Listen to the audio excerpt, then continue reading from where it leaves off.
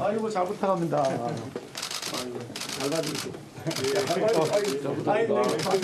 선배 동료 의원 여러분, 권성동 의원입니다.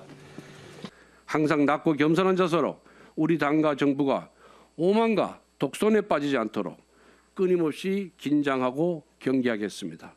저 권성동에게 기회를 한번 주십시오. 의원님들과의 약속을 반드시 지키겠습니다. 총 투표수 102표 중에서 기호 1번 조혜진 후보자가 21표, 기호 2번 권성동 후보자가 81표, 권성동 후보가 국민의힘 원내대표로 선출되었음을 선포합니다.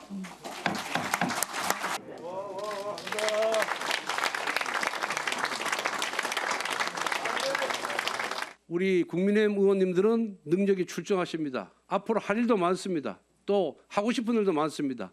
그러한 의원님들의 든든한 조력자이자 뒷받침이 되도록 노력하겠습니다. 다시 한번 저에게 막중한 책무를 안겨주신 의원님들께 감사의 인사를 드리면서 앞으로 잘 모시면서 1년간 재미있게 원내사령탑 역할을 하도록 하겠습니다. 감사합니다.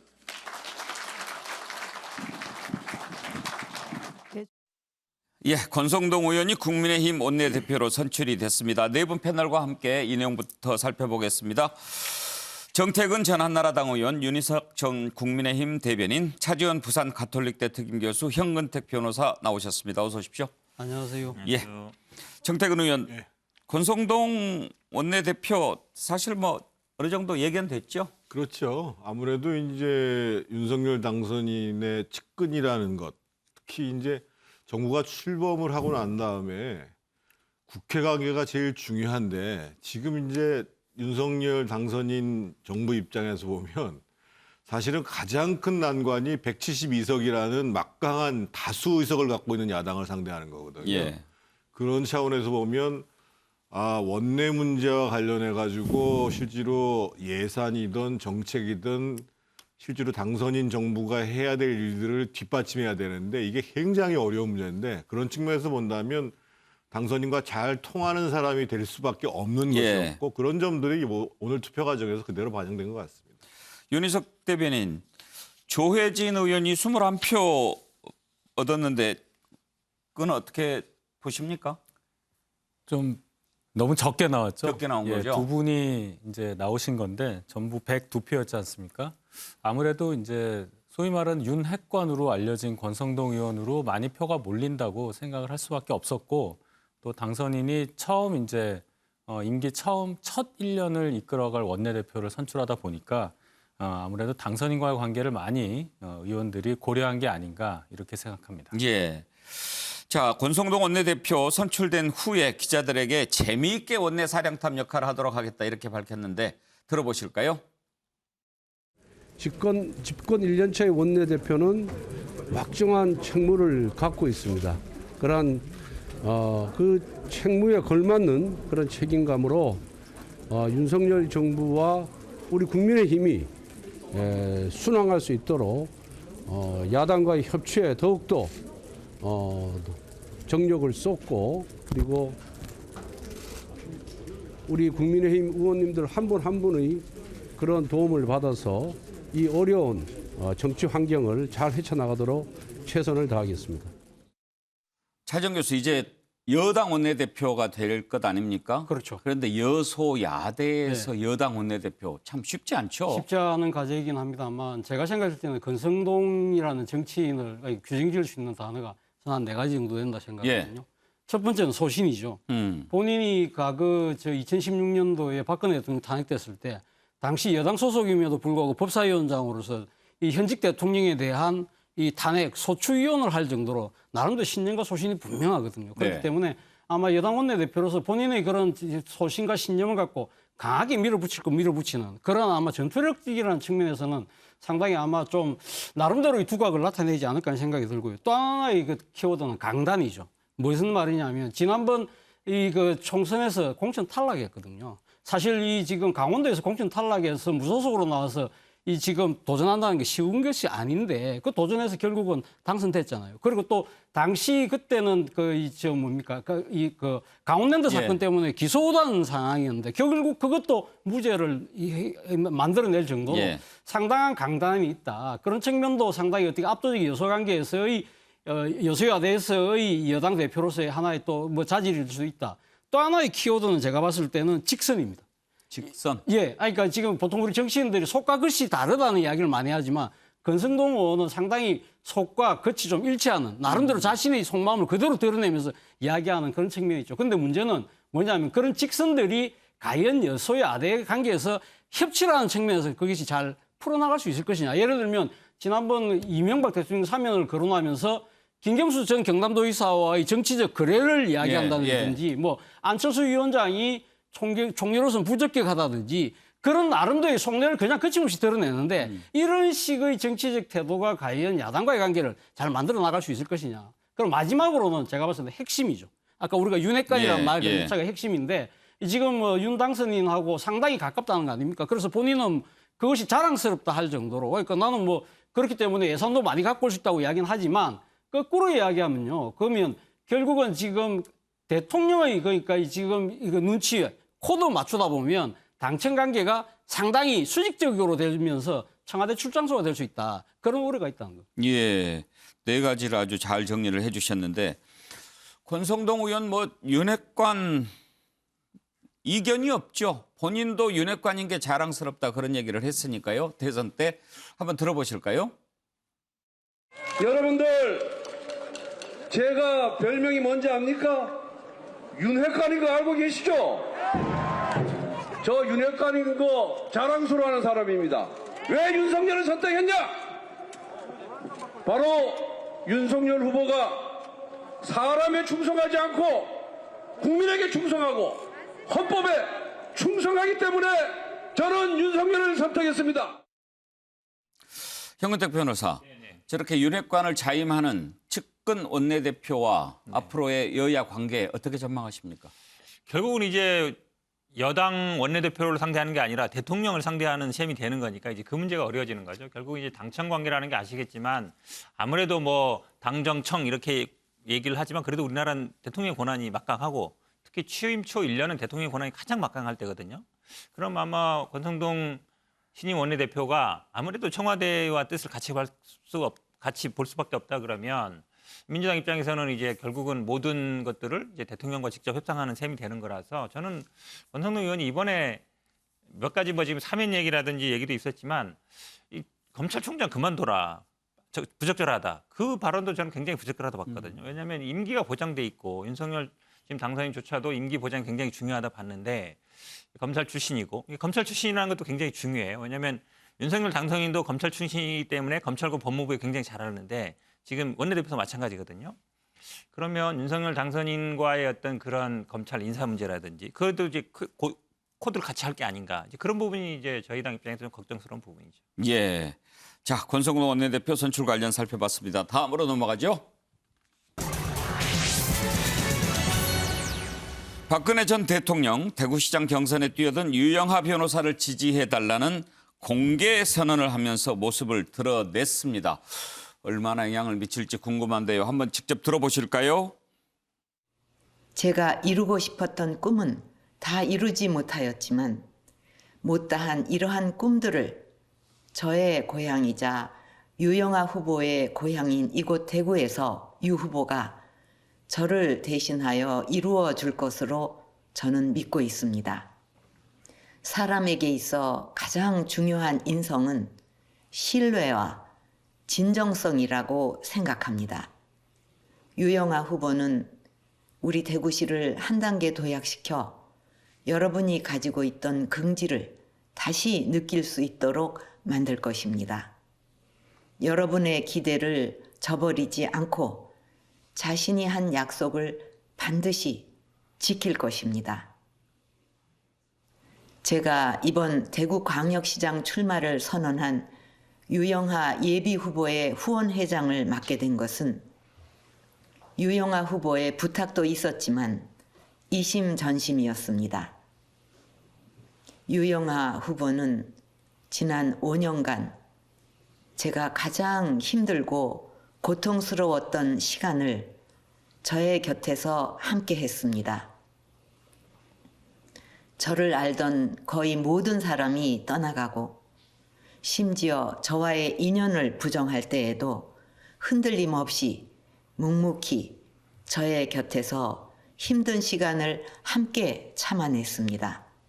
심지어 수술하고 퇴원한 다음 날에도 몸을 돌보지 않고 법정에서 저를 위해 변론을 하였습니다.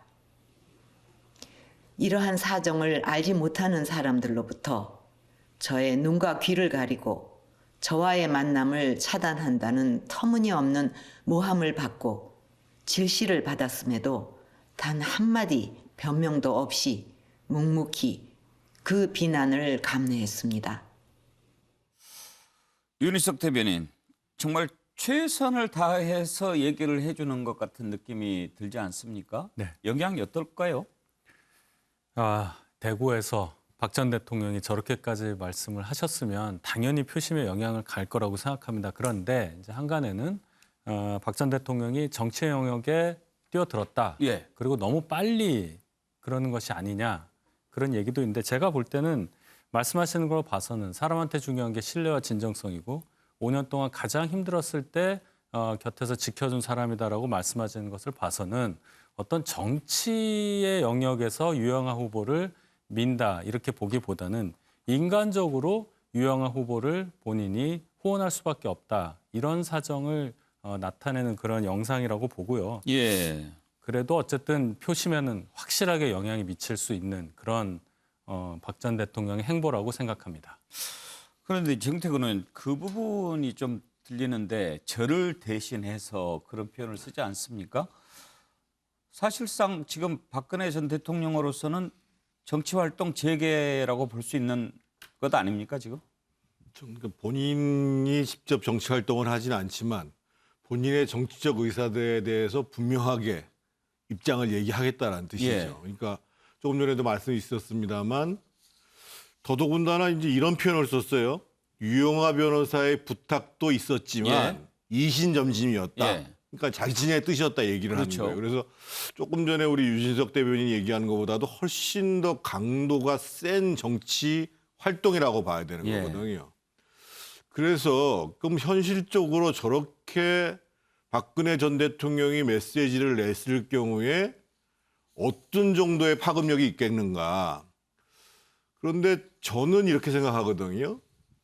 반드시 그 압도적인 지지율을 만들어내지 않더라도 예를 들면 박근혜 대통령의 호불호가 한 15% 정도의 영향을 미친다고 하더라도 이번 대구시장뿐만 아니라 차후에 대구 경북 지역에서 국회의원에 출마하고자 하는 사람들은 그것을 의식하지 않을 수가 없는 문제거든요. 예. 그래서 지금 바람직한가 아닌가를 떠나서 저 문제는 지금 국민의힘에 상당한 숙제거리를 지금 주고 있는 거고 당장 가장 곤혹스러운 사람은 아마 김재원 최고위원이 아닐까 예, 싶어요. 예. 그러니까 지금 오늘 메시지를 낸 강도로 봐서는 친박 그리고 정무수석을 했던 사람으로서 김재원 최고가 계속 경선을 갈 수가 있을까 하는 문제도 제기될 수 있는 예. 거거든요.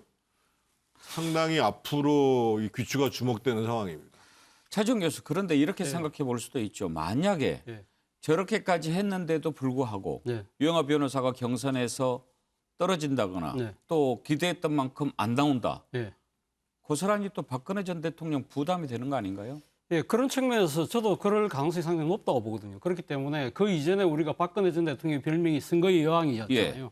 그런 판단력이 상당히 지금 사라진 것이 아닐까. 그래서 저는 오늘 그 박근혜 전 대통령의 오늘 지지가 저는 정치인 박근혜의 지지라기보다는 개인 박근혜의 지지가 아닐까 하는 생각을 해봤습니다. 왜냐하면 지금 그 지지하는 이유가 내가 못다 이룬 꿈을 유영아 변호사가 이루어질 거라고 그러는데 그 꿈이 도대체 뭘까요? 그러니까 이게 박근혜 전 대통령이 이 그 2012년도 대선 때 나왔던 경제민주화인가요? 아니면 뭐 정권 재창출인가요? 아니면 뭐죠? 도대체 뭐 통일인가요? 이러한 부분들에 대해서 막연하게 자신이 뭐 어떠한 이거 꿈을 이뤄달라는 것 자체가 아무래도 본인이 임기를 못 마치고 또 그 대통령직을 그만뒀던 그러한 상당히 정치적 억울함 이런 걸 풀어달라는 건데요. 과연 이 지방선거가 그런 성격의 선거인가요? 사실 생활정치, 민생정치하고 관련된 그런 이야기들이 나와야 되는데 그런 게 없다는 것이죠. 그렇기 때문에 대구 이 유권자들 입장에서는 대구의 미래와 대구의 발전을 위해서 우리가 진짜 일할 사람을 뽑는 것인데 박근혜 대통령이 억울한 그러한 정치적인 불행했던 과거를 뭔가를 좀 그러니까 풀어줄 사람 이런 식으로 들리게 이야기 메시지를 낸다는 것 자체가 저는 상당히 박근혜 전 대통령이 선거의 관점에서 봤을 때 상당히 좀 부적절한 측면이 있다. 또 하나는 뭡니까? 지지하는 이유가 뭐죠? 유영하 변호사가 능력이 탁월하다, 도덕성이 있다. 뭐 또 그런 게 검증됐다 그런 것이 아니라 내가 힘들고 어려웠을 때 도와줬기 때문에 그렇기 때문에 신뢰가 있고 진정성이 있다는 식의 논리를 구사하잖아요. 이런 부분들이 과연 제3자가 들었을 때 어떻게 받아들일까요? 그런 측면에서 본다고 한다면 저는 박근혜 전 대통령의 오늘 메시지가 상당히 뭐 저는 크게 뭐 이렇게 영향이 있다기보다는 오히려 본인한테는 정치적 자충수가 될 가능성이 적지 않다는 생각도 듭니다. 후원회장을 맡겠다고 했을 때, 맡는다고 했을 때, 지지하는구나라고까지는 생각했지만 어디까지 도와줄까 궁금했거든요. 일단 오늘 이렇게 공개적으로 지지하는 동영상을 올렸고, 글쎄요, 지원 유세까지 나올지는 모르겠습니다만, 방금 대구 시민들의 판단이 이제 가장 중요하다고 얘기를 하셨는데, 대구 관련 발언도 그 동영상에 들어있죠. 한번 그 내용 들어볼까요? 존경하는 대구 시민 여러분, 박근혜입니다.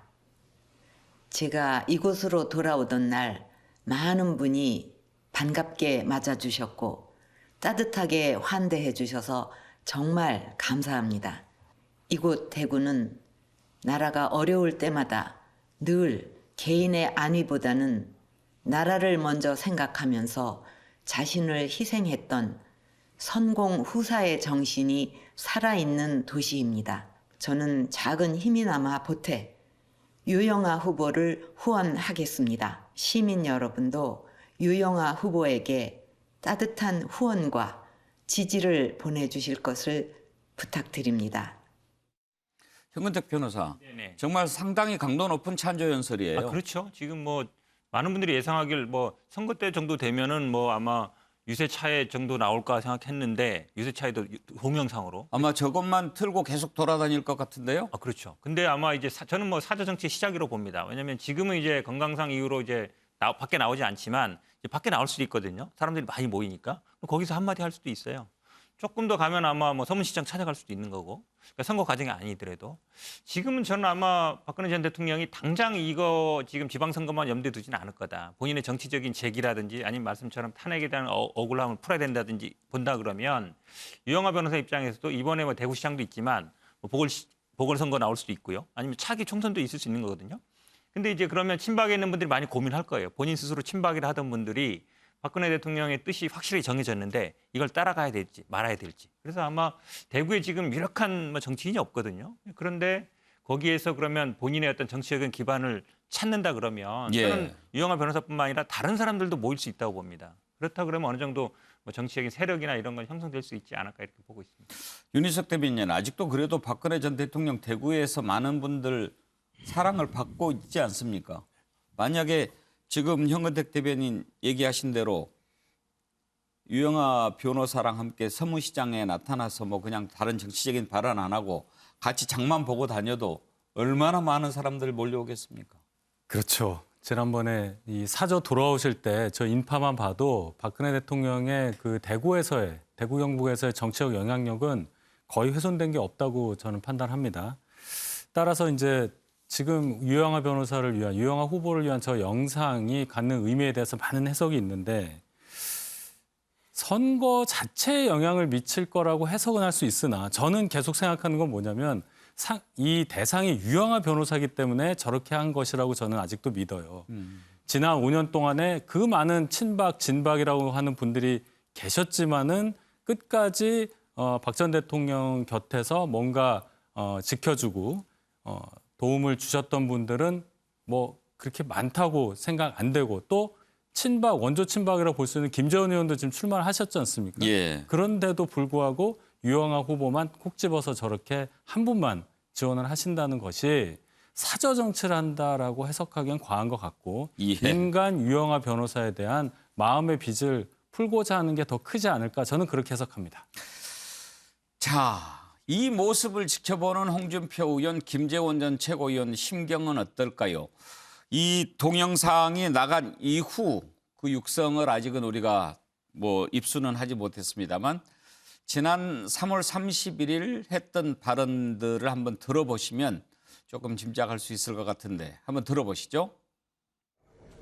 고 박정희 대통령의 뒤를 이어 대구 50년 미래를 설계하고 미래 첨단도 산업을 중심으로 대구 중흥의 토대를 만들도록 하겠습니다.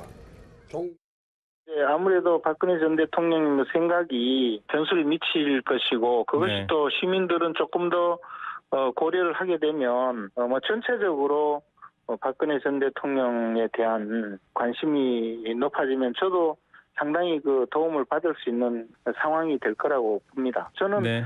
박근혜 전 대통령의 마음과 또 윤석열 당선인의 마음을 함께 얻을 수 있는 유일한 후보가 아닌가 생각합니다.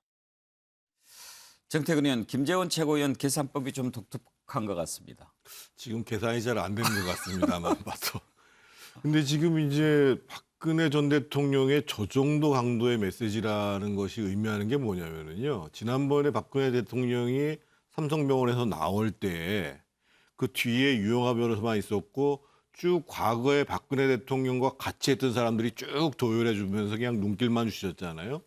근데 오늘 저 정도 메시지를 냈으면 그분들한테 나 박근혜를 생각하면 당신들도 유영하 변호사를 지지해야 된다라는 수준의 강도예요, 이게.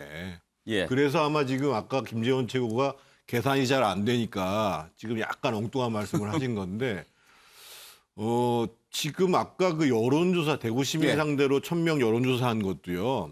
부정적인 게 59%이기는 합니다만 사실은 그다지 큰 연고가 없는. 예. 근데 아까 메시지에서는 박근혜 대통령은 유영하 변호사의 또 고향이라고 칭하기도 하는데 어찌됐든 23.8%가 긍정이라고 한다면 예를 들면 대구 시민들 중에 대략 한 75% 내외가 국민의힘을 지지하는 거고 지금 3분의 1 정도의 긍정적인 지지를 받고 있는 거거든요. 이거는 사실은 유영하 변호사 개인적인 능력이라고 볼 수가 없는 거잖아요.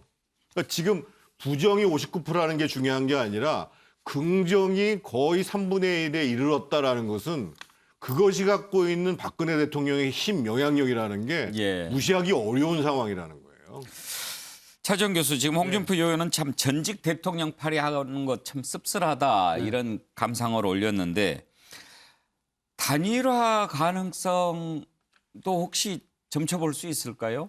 뭐 유영하 변호사나 지금 김재원 전 최고위원 같은 경우는 소위 말해서 이제 친박이라는 예. 입장이기 때문에 홍준표 의원과의 대결에서 일종의 어떻게 보면 상당히 지금 적정 분열 양상을 보이고 있기 때문에 아마 그러한 가능성은 저는 있다고는 봅니다만 그렇다고 해서 저는 뭐 유영하 변호사가 그렇다고 해서 그러니까 김재원 최고위원하고 손을 잡는다든지 그런 식의 정치공학적 접근이 과연 도움이 될 것인가 부분에 대해서 저는 좀 퀘스천 마크를 갖고 있습니다. 예. 물론 근데 아마 유영하 변호사 입장에서는 김재원 최고가 스스로 포기하지 않는 이상 그렇게 뭐 같이 하자는 식으로 저는 뭐 이렇게 경합을 한다는 자체가요. 저는 상당히 조금 정치적으로 어폐가 있다. 왜냐하면 당내 경선이잖아요. 이게 뭐 지금 뭐 여야의 싸움이어서 뭐 여당이 분열됐다든지 야당이 분열됐다든지 그런 것이 아니라 당내 경선이기 때문에 거기에서 후보 단일을 한다는 것 자체가 저는 모양새가 상당히 조금 그렇다는 생각이 들고 제가 다시 한 번 더 말씀드리고 싶은 것은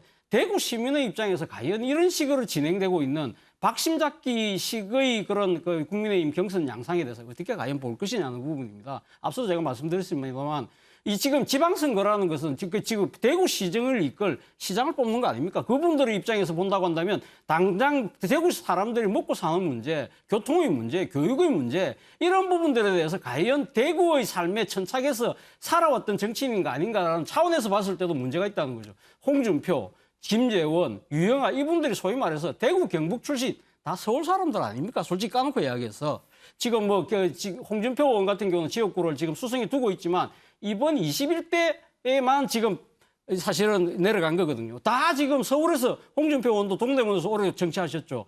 김재원 최고위원은 지금 경북 어성에서 했잖아요.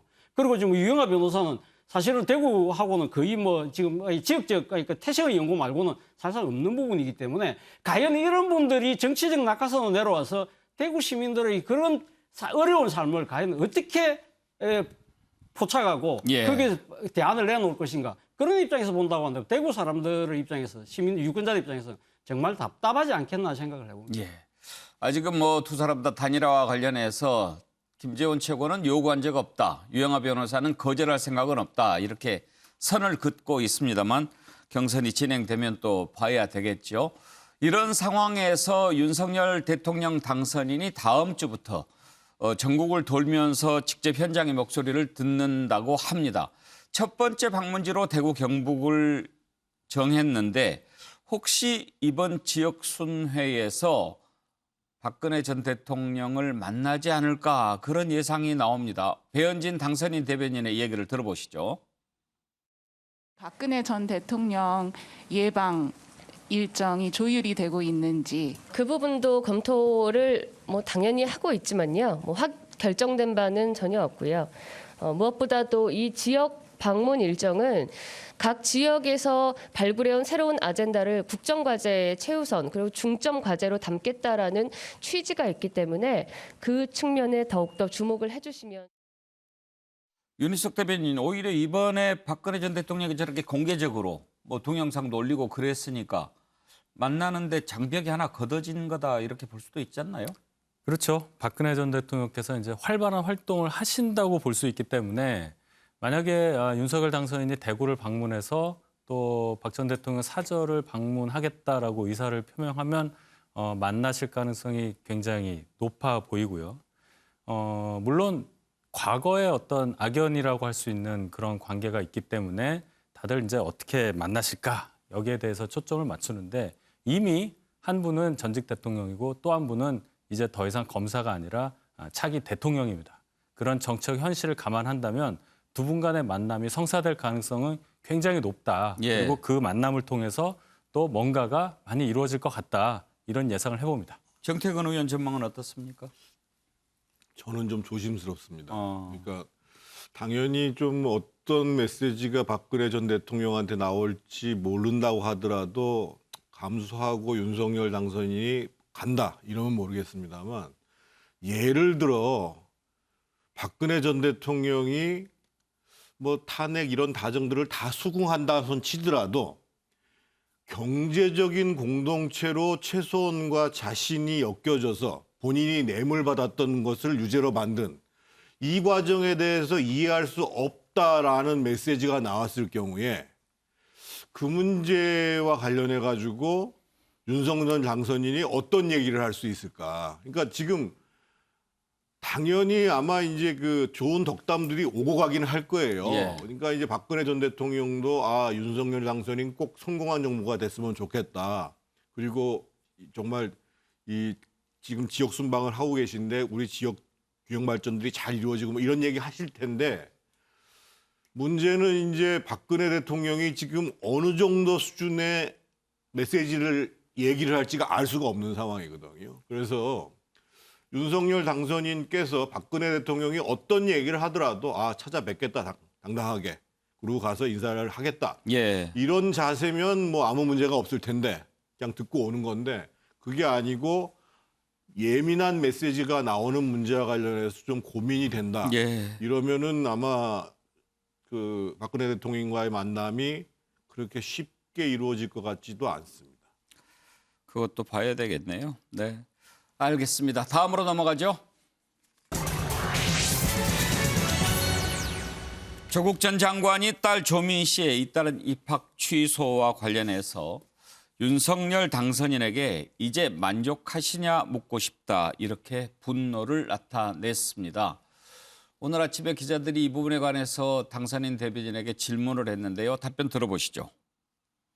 조민 씨 입학 취소에 대해서 오늘 아침 페이스북에 당선인께 묻고 싶다, 만족스러우시냐 이걸 적었는데 당선인 측 입장 궁금합니다. 그것을 왜 당선인께 물으시는지 좀 의아한데요. 납득이 되십니까?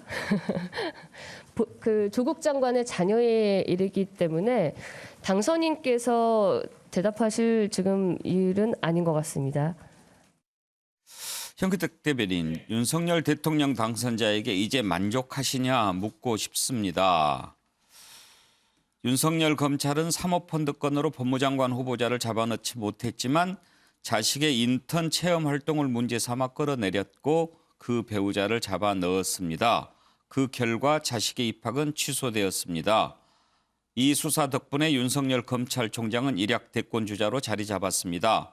가족 전체의 도륙을 도모하는 기획과 그에 따른 대단한 정치적 성공이었습니다. 이렇게 글을 올렸는데 여전히 자신에 대한 수사를 다른 의도가 있는 것으로 지금 보고 있는 것 같습니다. 그렇죠. 어쨌든 본인이 법무부 장관을 낙마, 그다음에 뭐 한간에서는 대선 후보라든지 이런 것도 있는 것이고 정치적인 목적에서 했다고 보는 건 맞는 것 같고요. 저는 배현진 대변인이 말이 잘 이해가 안 가는데 왜냐하면 만족하시냐고 물은 거잖아요. 기자가 대신해서 물은 거거든요. 그러면 예를 들어서 뭐 그거를 뭐 대답을 적절치 않다든지 모르겠지만 왜 묻냐? 왜냐면 그 당시에 수사 책임자였잖아요. 수사를 지휘했고. 근데 그거에 대해서 질문을 한 거기 때문에 대신해서 질문을 했다. 오히려 저는 뭐 기자가 당선인한테 직접 묻는 게 낫다고 봅니다. 왜냐면 직접 물었기 때문에. 근데 대변인이 뭐 그게 묻는지 의아하다, 납득이 안 간다. 그럼 묻지 말라는 얘기거든요. 곤란한 질문을 하지 말라. 대변인이 저도 뭐 많이 해봤지만 그걸 질문이 의아하다. 왜 묻는지 의아하다. 이렇게 얘기하는 건 좀 적절한 거 아닌 것 같습니다. 예를 들어 좀 못하겠다든지 아니면 그게 지금 그 당시에는 공무원으로서 맡은 바 입을 충실히 한 거다. 지금은 당선이기 때문에 그거에 대해서 공무원에 했을 때 일에 대해서는 뭐 그거는 부적절하다고 생각한다. 이 정도 돼야 되는 것이지. 당연히 모든 국민들이 그러면 이렇게 결과가 나온 거에 대해서 윤석열 당선인이 어떤 생각을 하는지 궁금하지 않겠습니까? 저도 사실은 만약에 있으면 물어보고 싶습니다. 윤희석 대변인은 조국 전 장관의 입장 어떻게 생각하십니까? 인간적으로야 저런 반응을 낼 수밖에 없다고 생각은 하지만 만족하시느냐 하는 것은 그럼 사감에 의해서 어떤 개인적인 감정에 의해서 수사를 했냐 이렇게 묻는 걸로 들리거든요. 거기에 대해서는 답을 할 수가 없죠. 그걸 배현진 대변인이 이제 저렇게 표현한 건데 그건 변론으로 하고 그러면 어떤 혐의점인데 수사를 하지 말았어야 되느냐 이런 질문을 또 하게 됩니다. 결과적으로는 조국 전 장관의 배우자가 유죄 판결을 받고 또 조국 전 장관의 이제 자녀가 여러 처분을 받게 된 이 상황은 결과적으로는 재판 결과 법원이 결정을 내린 거고 대학들이 결정을 내린 겁니다. 거기에 대해서 당시 수사를 이끌었던 검찰총장이라고 해서 지금 대통령이 당선된 윤 당선자에게 따지듯이 묻는다는 게 과연 누구에게 도움이 되겠느냐 이런 생각을 제가 해봅니다. 차주영 교수 어떻게 보면 이번 정권 교체의 분기점이 바로 조국 사태 수사 아니었겠습니까?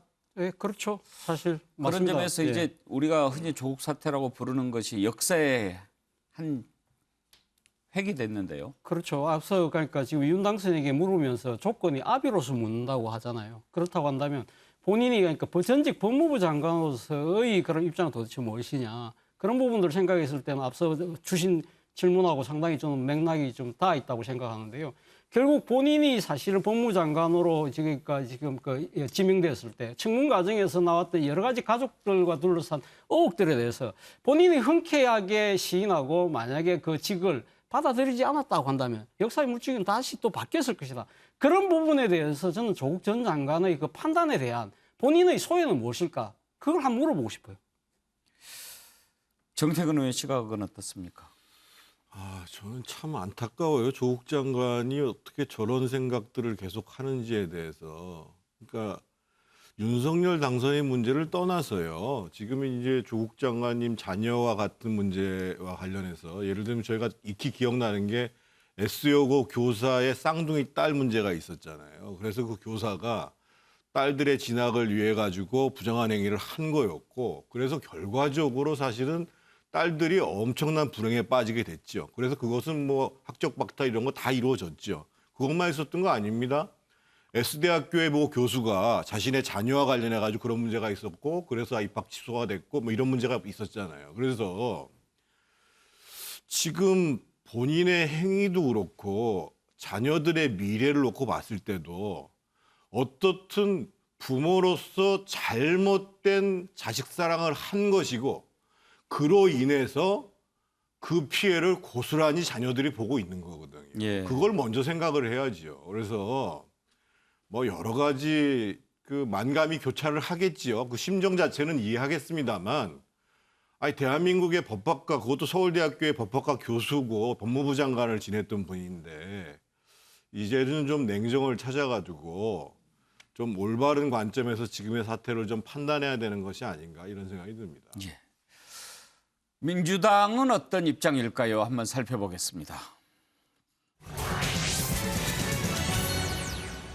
대선 때 조국 사태에 대해서 사과했던 민주당이지만 또 이번 일을 놓고는 김건희 여사를 겨냥하고 나섰습니다. 오늘 윤호주 비대위원장의 발언을 먼저 들어보실까요? 부산대에 이어 고려대도 조민 씨의 입학을 취소했습니다. 대선이 끝나자마자 전광석화처럼 이루어지는 학교들의 행태에 염량세태의 비애감이 느껴집니다. 조민 씨에게 적용된 관점에서 보면 김건희 씨는 당장 구속되어야 마땅할 것입니다. 김건희 씨에 대한 주가 조작, 논문 표절, 학력 경력 위조 의혹은 수사기관의 직무유기로 단 한 발도 나아가지 못하고 있습니다. 수사기관과 국민대 등 관련 기관이 계속해서 직무를 유기한다면 이는 또 한 번의 김로 조불이 될 것입니다. 김건희가 하면 로맨스고 조민이 하면 불륜입니까? 분노하는 국민의 불같은 심판이 있을 것임을 분명히 경고합니다. 변호사기를 먼저 들어보고 싶은데요. 지금 민주당은 조국 전 장관이 밝힌 입장과 크게 다르지 않는 건가요? 기본적으로 이런 거죠. 그러니까 지금 조국 장관에 예를 들어서 자식들에 대해서 뭐 인턴 증명서라든지 표창장에 대해서 뭐 수십 군데 압수수색해서 결국 밝힌 거 아닙니까? 근데 그러면 김건희 씨에 대해서도 그러면 예를 들어서 경력에 문제 됐지 않았습니까? 겸임교수라든지 조교수가 할 때 왜 그건 수사를 안 한다는 거예요? 왜냐하면 논문도 마찬가지고, 그러니까 형평성이 다르다는 것이거든요. 그러니까 똑같은 기준을 적용해라. 왜 조국 장관 문제가 있으면 처벌받는 건 당연한데 그거는 그렇게 집요하게 수사를 하면서 김건희 씨와 관련된 것은 국민대도 뭐 논문 허위 따지는 거는 사실은 몇 시간 안 걸립니다. 그다음에 인턴 뭐 예를 들어서 경력 같은 거를 냈던 뭐 안양대라든지 수원여대 아무도 수사를 안 하고 있거든요. 그게 과연 공정하냐? 공정하지 않다 이 얘기를 하는 것이죠. 예. 지금 조민 씨 관련된 것을 놓고도 의견이 좀 엇갈리고 있습니다. 양쪽의 의견을 한번 좀 들어볼까요? 뭐 다들 기억하시겠지만 조국 전 장관을 향한 검찰의 무자비한 수사가 이뤄질 때 주변인까지 총 100군데 압수수색이 이뤄졌거든요. 언론에서는 그리고 소위 새벽 3시 보도까지 이어가면서 24시간 틈나는 대로 망신 주기를 일삼았던 거로 기억합니다. 조국 전 민정수석이 법무부 장관 지명된 후 그리고 취임하고 나서 사퇴하고 나서 심지어 지금 2년 반이 지났는데도 아직까지도 비난의 화살이 쏟아지고 있습니다. 근데 법무부 장관 딸리기 이전에 조민 씨도 일반 청년 아니겠습니까? 물론 뭐 무조건 잘못이 없다거나 아예 그냥 뭐 비난하지 말자거나 이런 취지가 아니라 앞으로 국민의힘, 민주당, 정의당 등 그러니까 모든 정치인하고 고위공직자들을 향한 검증 잣대를 똑같이 들이대자 뭐 이런 취지였고요. 저는 그분이 빨리 좀 동굴 속에서 빠져나왔으면 좋겠어요. 그러면 지금이라도 국민들한테 진심으로 사과하고 또 본인 사법적 절차가 남아 있잖아요. 그러니까 이걸 끝내야지 본인은 끝까지 잘못한 거 없다 그러고 아마 민주당으로서는 더 곤혹스럽겠죠. 아, 그렇게 보세요. 민주당 내부에서도. 앞으로 또 정치적인 재기라든지 뭐 이런 가능성은 어떻게 보세요? 민주당 힘들어지겠죠. 거기 내에서도 또 찬반이, 그러니까 조국의 강을 못 건넌 거잖아요. 우리는 어쨌든 뭐 두 대통령을 법적으로 심판한 분이 지금 대통령이 된 것이고 탄핵의 강을 넘었는데 그래서 민주당이 가장 큰 숙제 골칫거리가 된 것 같습니다. 그렇게.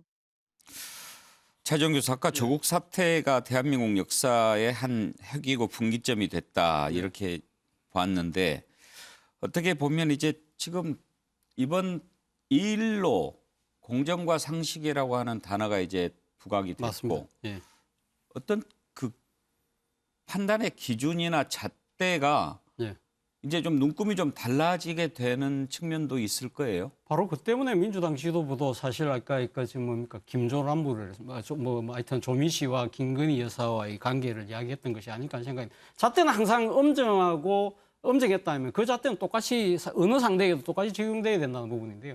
앞서 우리 현근택 변호사께서 그러니까 조민 씨의 그 입시 비리와 그런 김건희 여사의 그러니까 뭐 표절이나 또 하나는 학력 위주하고의 그런 그러니까 형평성을 이야기하면서 그 이야기를 했습니다만 저는 뭐 입시 비리하고 약간 표절하고 또 이런 그 학력 위주하고는 약간 잣대는 좀 다를 수 있다는 생각이 듭니다만 단 지금 공정과 상식이라는 부분에 있어서 윤 당선인이 지금 이야기하고 있는 소위 말해 시장 경제라는 측면에서 이 지금 자본시장과 관련된 주가 조작 부분은 정말 저는 엄정하게 수사가 이루어져야 되는 것이 아닐까라는 생각이 듭니다. 말 그대로 시장에서의 공정과 상식이 무너질 경우에는 지금 윤 당선인이 이야기하는 시장 프렌들리한 경기 뭐 여러 가지 그 부양이라든지 이런 것들이 과연 가능할 수 있을 것인가. 그렇다고 한다면 아무리 대통령 당선인의 배우자이긴 하지만 이 부분과 관련해서 이 지금 핵심 당사자를 소환 수사조차도 안 하고 서면 조사로 끝낸다는 보도가 나올 정도라고 한다면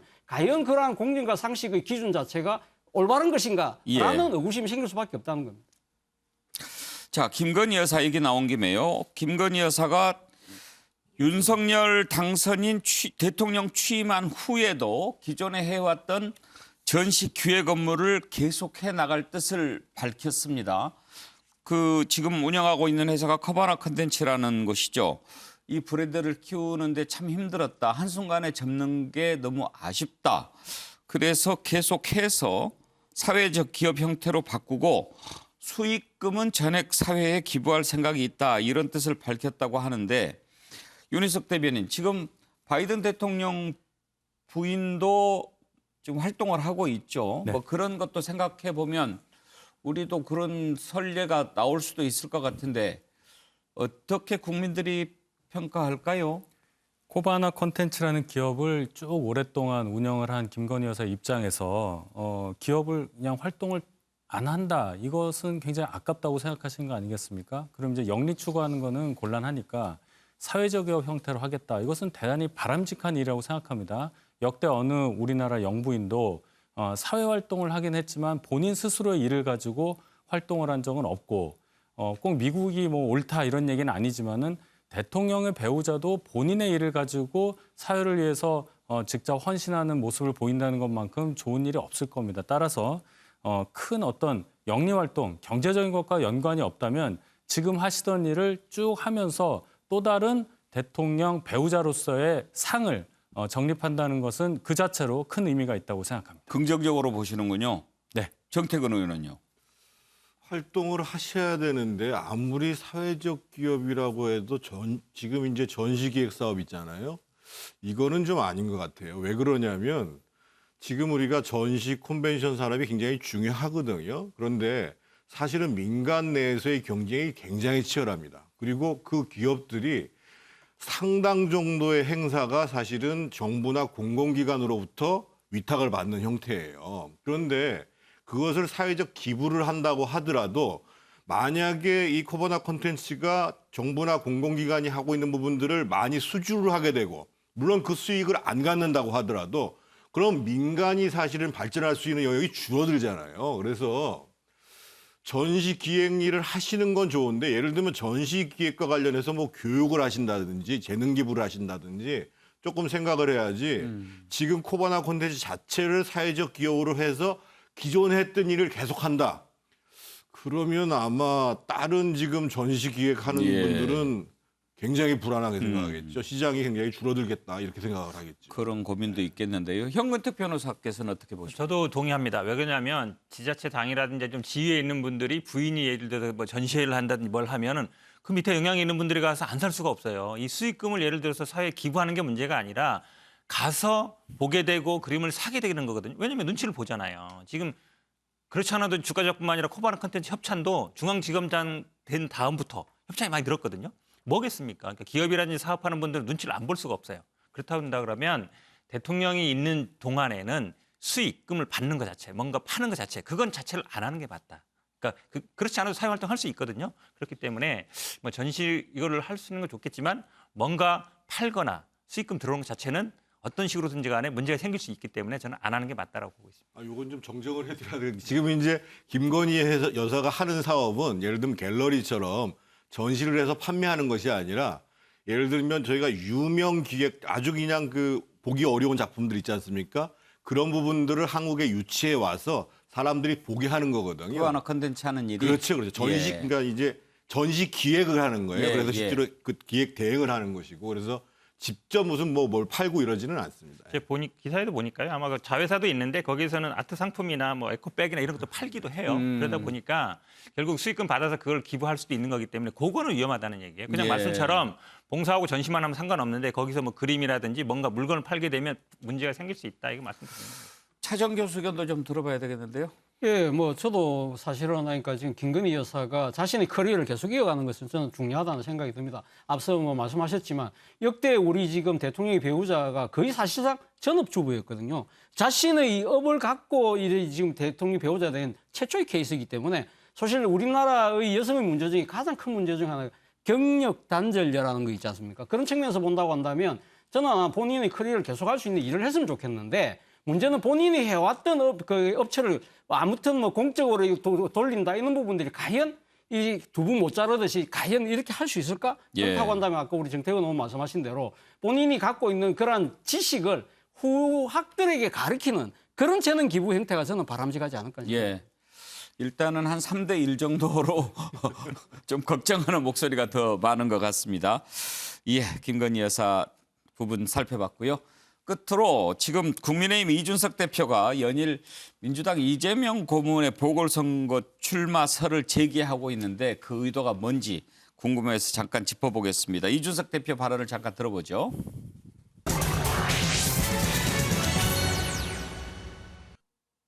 김병욱 의원이 만약에 성남시장에 출마하게 되면 분당 의립일 겁니다. 그렇죠. 근데 이런 겁니다. 그 이재명 후보의 정치적인 어떤 기반이라고 하면 성남입니다. 맞습니다. 근데 성남을 같은 경우에 분당을 같은 경우에는 순회동 이런 지역인데 거기가 저희 당 지지세가 제일 센 곳입니다. 그렇기 때문에 이재명 후보 입장에서 명분이 생기는 겁니다. 그러니까 성남에서도 약간 강남 같은 곳이다 이렇게 그렇죠. 해가지고 네. 본인이 다소 어려운 지역으로 나간다라는 그런 인상을 심어주면서 출마하려고 할 겁니다. 저희도 저희 당 우세 지역이라고 판단하는 곳이기 때문에 저희가 충분히 그 중량감 있고 강한 후보를 내면은 이재명 후보도 거기서 고전할 수 있다라고 판단하고 있습니다. 그 누굽니까? 칼은 칼집에 있을 때 효과가 있는 것이지. 이준석 대표가요. 이재명 상임고문의 국회의원 재보궐선거 출마설을 구체적으로 제기를 했습니다. 이준석 대표는 머리가 너무 좋으신지 아니면 이재명 후보의 마음을 다 읽고 계시는 뭐 관심법을 갖고 계신지 모르겠는데 이준석 대표가 그러면은 그 보궐선거에 이번에 나오실 거다. 그럴 경우엔 국민의힘에서도 투수 한 명 준비하고 있다. 이런 얘기는 왜 했다고 생각하세요? 글쎄요. 뭐 왜 그런 얘기를 하고 있는지 모르겠는데 그렇게 좋은 투수가 있으면 꼭 이재명 후보가 아니어도 내보내서 국가를 위해서 정치를 할 수 있도록 해야 되지 않을까요? 뭐 이재명 후보가 나오면 A급 정치인이 나오고 그렇지 않으면 뭐 B급, C급이 나옵니까? 뭐 그런 생각이 있는지 잘 모르겠습니다. 형은택 변호사, 네. 이준석 대표가 왜 자꾸 저렇게 이야기를 할까요? 그 의도를 어떻게 보십니까? 뭐 오지랖이 넓은 거죠. 뭐 당대표 얘기도 하고 비대위원도 얘기하고 원래 뭐 이준석 대표가 뭐 본인의 국민의힘뿐만 아니라 민주당 얘기도 많이 하는 스타일인데 뭐 본인의 어떤 정치적 상상력이라고 저는 보고 있습니다. 예. 차정 교수는요? 뭐 결국은 뭐 저는 이준석 대표가 이 정치적 트랩을 지금 놓고 있는 것이 아닐까. 예. 만약에 놓으면 그러면 지금 너무 빨리 등판했다. 그리고 또 하나는 이재명 후보, 그러니까 만약에 놓으면 이재명 지사 선거구에 모든 게 다 초점이 맞춰지면 민주당 후보는 사라지잖아요. 안 놓으면 어차피 그 선거는 쉬운 보궐선거에서 하나를 건질 수 있는 말 그대로 꽃놀이표죠. 정태근 의원, 저게 전략인가요, 그러면? 그 이준석 대표는 아마 이제 경기도지사 선거에서 어떻든 뭐 이재명 지사 후보의 영향력을 좀 빼고 싶다 이런 뜻인 것 같은데 예. 그런데 지금 저 얘기를 하는 것이 그렇게 사람들한테 미치지도 않을 거고 혹시 나오지 말라는 얘기인가요? 오히려 저는 그렇게 좀 사실 들렸어요. 그래서 왜 제기하는지 사실은 잘 모르겠습니다, 솔직히. 윤희석 대변인은 아시나요? 아유, 저도 뭐 알 리는 없고요. 아무래도 그 말씀하신 대로 이재명 지사가 그 경기도지사 선거에 영향력을 미치는 것을 좀 차단하기 위한 그런 얘기가 아닐까 이런 생각은 해봅니다. 예. 네, 계속해서 이준석 대표가 얘기하니까 궁금해서 짚어봤습니다.